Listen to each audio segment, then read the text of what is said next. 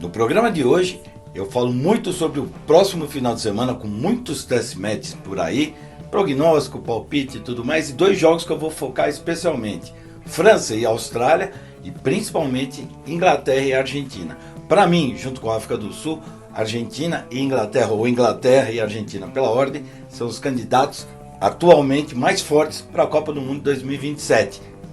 Preparado? Vem comigo!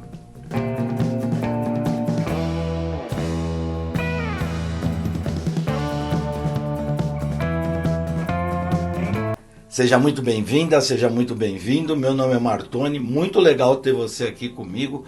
Antes de mais nada, agradecer o carinho das mensagens, o respeito, a troca de informações. A gente exatamente criou o canal para a gente poder se comunicar, poder aprender um com o outro, trocar ideias e tudo mais, tá? Então, antes de mais nada, assina o canal, aciona o sino, assim sempre que tivermos novos vídeos, você será comunicado. E deixa aquele like que é sempre legal, tá bom? Bom, vamos fazer assim então. Eu vou dar uma passadinha aqui nos jogos que a gente vai ter no final de semana, com enfoque especial, como eu falei anteriormente, em França e Austrália, mas principalmente em Inglaterra e Argentina. Vamos dar uma conferidinha nos jogos.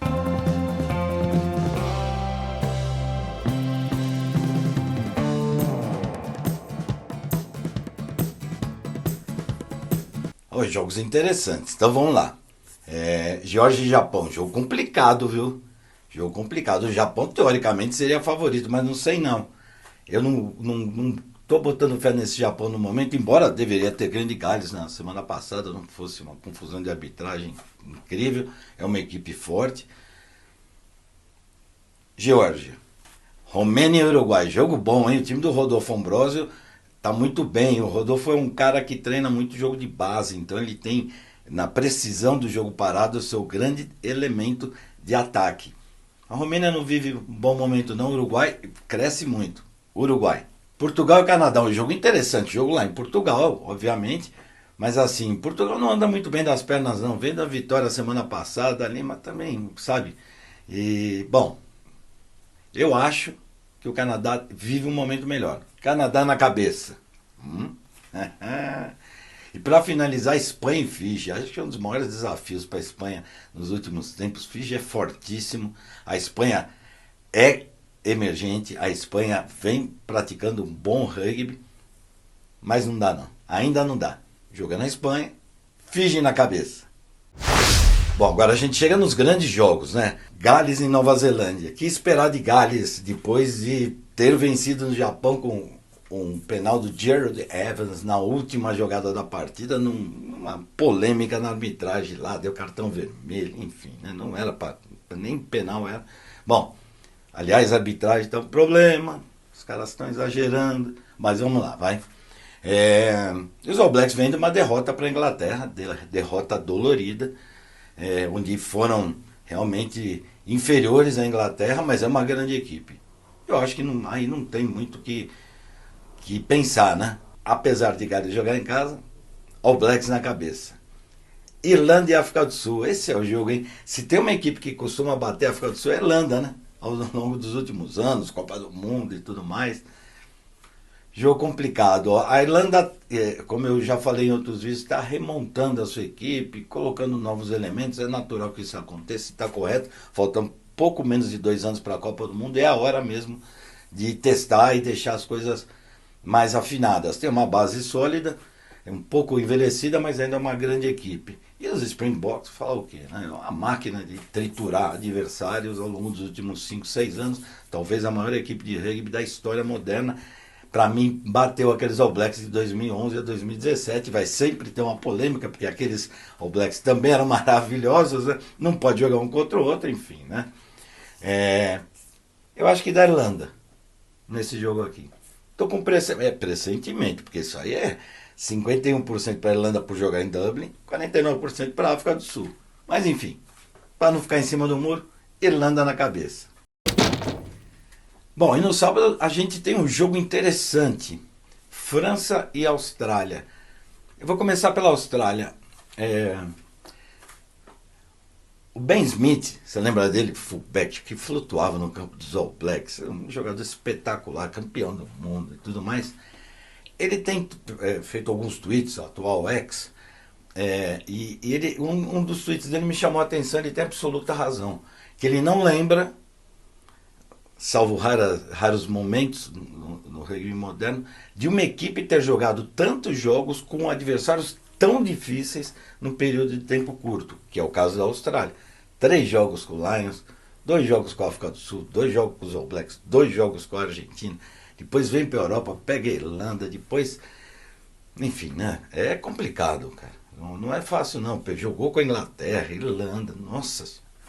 13º, 14º jogo da Austrália. Ela está demolida fisicamente e psicologicamente. É uma verdade. Né? É uma verdade. Vários jogadores machucados, enfim, uma celeuma. O Joe Schmidt está de partida. No meio do ano que vem ele vai embora, entre o Lesquis, eu sempre falo isso. Enfim, está meio confusa a Austrália. A França, ao mesmo tempo, depois de ter perdido para a África do Sul com 14 jogadores, a França semana passada contra a Fiji só ganhou. Ela fez 20 bons primeiros minutos, quando o Fiji tomou amarelo, ela capitalizou, já ganhava de 7, foi a 21, depois Fiji empatou, podia ter virado, teve que apelar para os chutes do Tomás Ramos, no finalzinho do jogo fez um try, mas assim, não jogou bem não. A França, ela é uma Antoine Dupont dependência absurda para escalar um nível maior. Tem jogadores talentosíssimos, mas que não vivem um momento bom. Louis Bielbiarré, Romain Tamac, Tomás Ramos. Nossa, se falar tem um monte de fera, né? Uma terceira linha absurdamente boa. Um pack de foras absurdamente bom. O Charles Olivon voltou a jogar, jogou muito bem, jogou de segunda linha contra a Fiji, foi eleito melhor da partida, fez try. Tem Gregory Aldridge, nossa, tem Boderham, tem um monte de gente boa. O time não está acertado. A verdade é essa. A França tem mais para oferecer do que ela vem jogando atualmente. Vamos para o jogo.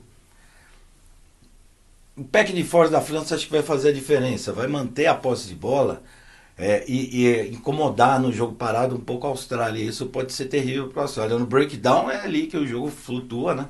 E eu acho que a França vive um momento melhor, joga em casa, para não ficar em cima do muro.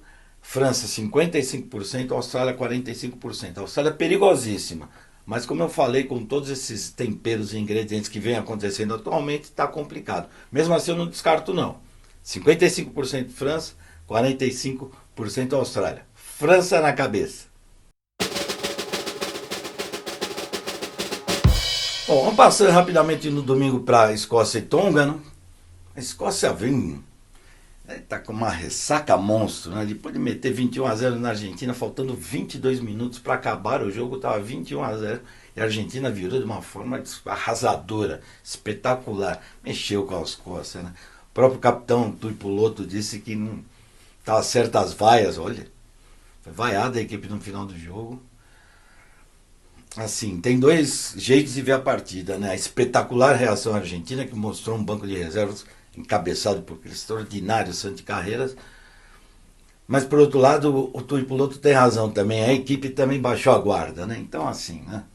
Vai pegar uma Tonga que foi bem no Pacífico, classificou-se para a Copa do Mundo sem muitos problemas, mas eu acho que vai dar Escócia ali, né? Não, Escócia na cabeça. E agora a gente chega num dos jogos que eu acredito ser mais espetaculares dessa temporada. Inglaterra contra Los Pumas. Já se enfrentaram 2 vezes na Argentina esse ano. A Inglaterra B, porque a maioria dos jogadores titulares estava lá no British and Irish Lions. A Argentina descansou também alguns jogadores, porque era início de retomada de atividades de Los Pumas, mas jogando em casa. E aí não é que a Inglaterra venceu os 2 jogos com George Ford, que vive um momento magnífico. Camisa 10 da Inglaterra. E lá venceu.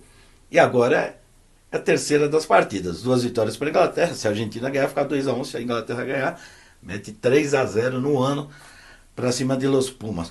O jogo promete ser brilhante. Eu tenho falado isso nas transmissões, lá nos canais ESPN, falo aqui também. Para mim, as equipes mais prontas, você tem a África do Sul no patamar aqui, que se mantiver, esquece a Copa do Mundo, que vai levar. Se mantiver o que vem fazendo, não é fácil. Faltam pouco menos de 2 anos. Então os Springboks ali, depois Inglaterra e Argentina trabalharam melhor. São equipes que estão prontas. A Inglaterra tem mais profundidade no elenco, tem mais talentos à disposição do Steve Borthwick, mas a comissão técnica da Argentina tem dado oportunidade para jovens jogadores que oscilam, como o Presentelli semana passada, teve que sair, estava jogando, não estava legal. Então o Santi Carreiras resolveu a parada. Mas assim, mas também tem profundidade no elenco. Tem feito alguns laboratórios lá, como o Marcus Kremer na segunda linha, enfim, tem mudado um pouco o jogo para tentar resolver um problema da primeira linha que continua terrível nesse jogo parado. O lateral de fato está muito bom, tem uma terceira linha absurda com Gonçalves, Oviedo, nossa, Pablo Matera, enfim. Tem uma linha espetacular, os Scrum Halves ainda melhoraram bem, mas os dois ainda deixam uma margem de dúvida, por exemplo, em relação à Inglaterra, que tem Alex Mitchell e Ben Spencer. Então, assim, o elenco da Inglaterra tem um pouco mais de profundidade e tem um pouco mais de qualificação, mas a Argentina está muito próxima. Mas o que eu me fio é no trabalho, ou seja, no rugby é assim, 2 anos antes da Copa do Mundo, um pouquinho menos agora, né? Você tem que estar com a seleção pronta. E pro ano que vem é apertar porca, parafuso, fazer uma troca de ouro, aquelas coisas normais para o time chegar voando na Copa do Mundo. As duas, por muita inteligência da comissão técnica, capacidade das suas respectivas comissões técnicas, chegam assim, estão assim para a Copa. Se mantiver o que vem fazendo, seguramente vão brigar. Eu entendo que os dois estarão nas semifinais. Se não cruzar, pode ser até uma final. E para mim não vai ser surpresa não. 2 comissões técnicas brilhantes, 2 treinadores muito inteligentes, elencos maravilhosos, especialmente no momento da Inglaterra. Então assim, isto posto, vamos para a partida. Para a Argentina a questão vai ser a bola alta, que é uma arma mortal da Inglaterra.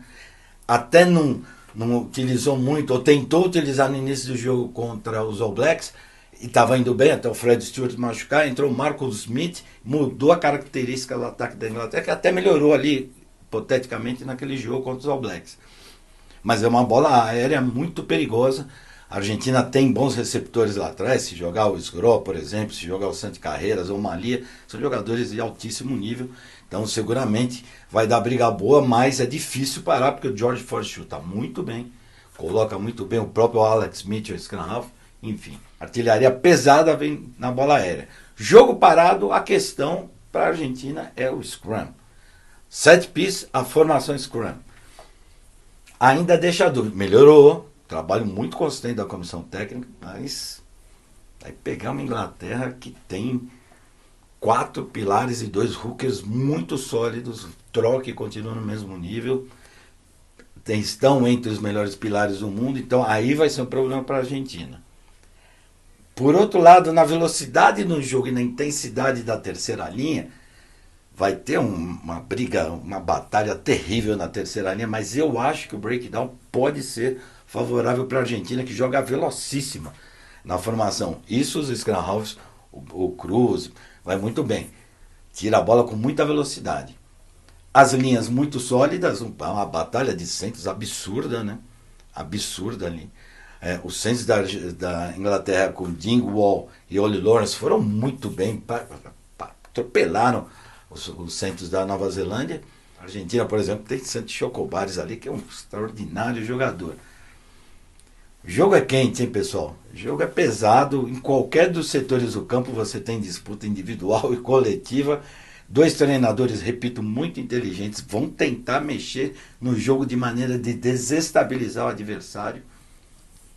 Mas eu não vou ficar em cima do muro, não.